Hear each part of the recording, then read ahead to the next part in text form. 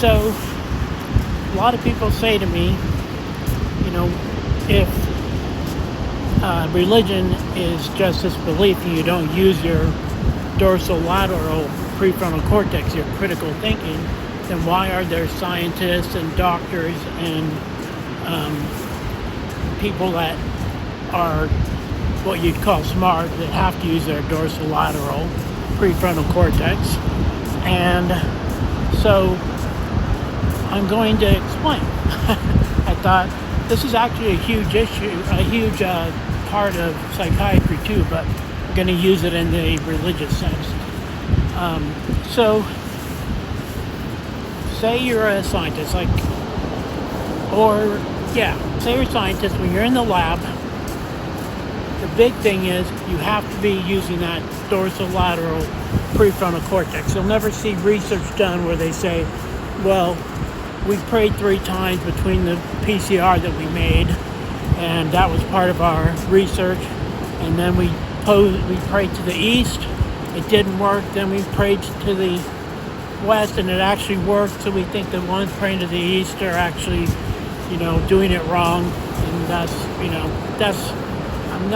I'm being funny, but that's the truth. You don't go into a lab and work using your emotion. In fact, that's what you have to take out. You rigidly get trained or train as you work in science to not use your ventromedial prefrontal cortex, your emotional prefrontal cortex, because that would create a bias for one, and that's the whole thing. You don't want bias, you don't want emotion, you want to get the findings that are real. So, but say that scientist then steps out of the lab and suddenly he lets his ventromedial prefrontal cortex take over, and he starts to live in this religious, I'm going to say delusional life, just because that's what it's going to be when I get to it.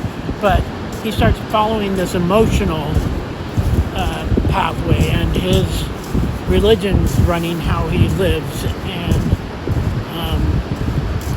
and his beliefs, even though they're not centered in anything from science, sometimes common sense at all. It's about obedience and whatever his religion might be. You're a Mormon, you go and you pay 10% of all your tithing, tell you how to eat, how to dress, how to do all these things to get to heaven, and handshakes and rituals and temple, and you go and do all this stuff, which with your critical thinking dorsolateral cortex would be like, what? This doesn't make sense. This is what your God wants you to do. It needs you to do all these things and all these handshakes and rituals, and needs all this money. But this is what happens. Now, this happens more than you think, and it can be very dangerous, and it can be psychiatrically cause a lot of harm. But let's talk about more in this religious sense, or you can put it into the red hat sense of politics.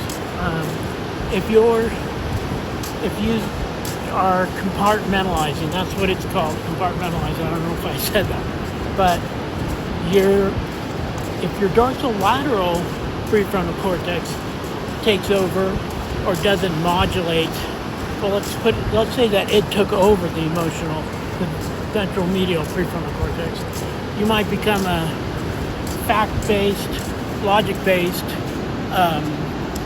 person, but have no emotion, have very little empathy, and so you do need your emotional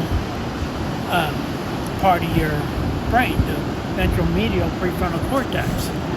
But if we let our dorsolateral prefrontal cortex stop modulating that ventromedial prefrontal cortex, you find yourself into believing things that can be dangerous. You find yourself when you're supposed to be using your critical thinking, it can throw you into putting you into illogical and sometimes dangerous to you, sometimes dangerous to your family, and all your emotional decision making is on beliefs that are not thought out in science or even common sense. Now this, if this happens and your ventromedial prefrontal cortex has taken over, so to speak, this can cause emotional instability, besides the fact that you will start making decisions based on emotion that are not correct, and it will feel hard because it'll feel good even if they are really illogical, but they're emotionally feel good.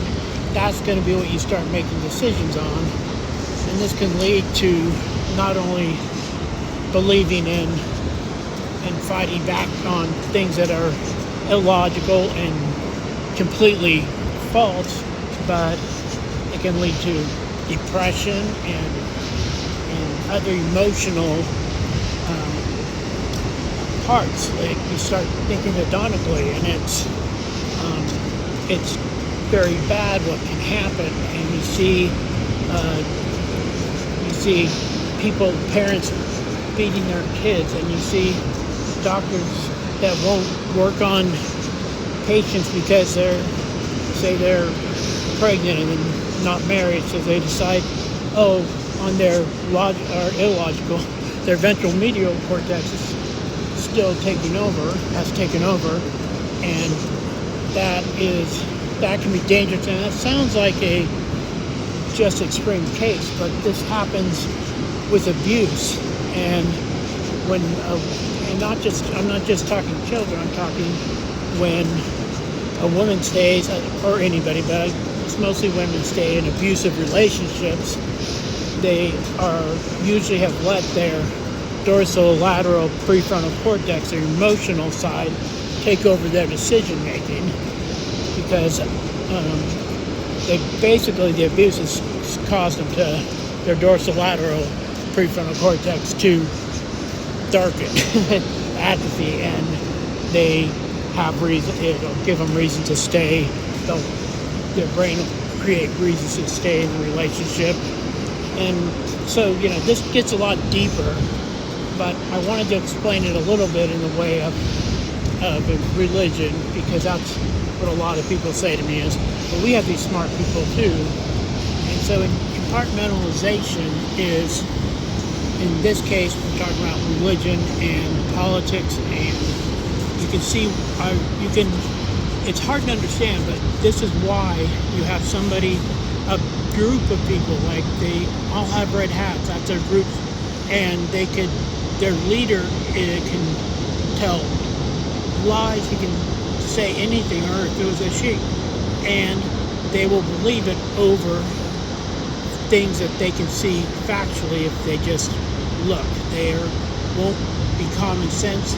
There's only an inside and outside group, like you're either in or you're out, and that in the ventromedial prefrontal cortex decision making makes it very hard to choose to be out, because that's not what you want.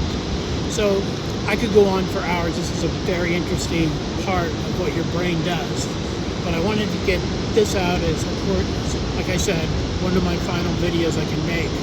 So I hope this helps some people and I didn't just ramble too much, but I'll be making some more videos. So thank you for watching if you watched this far.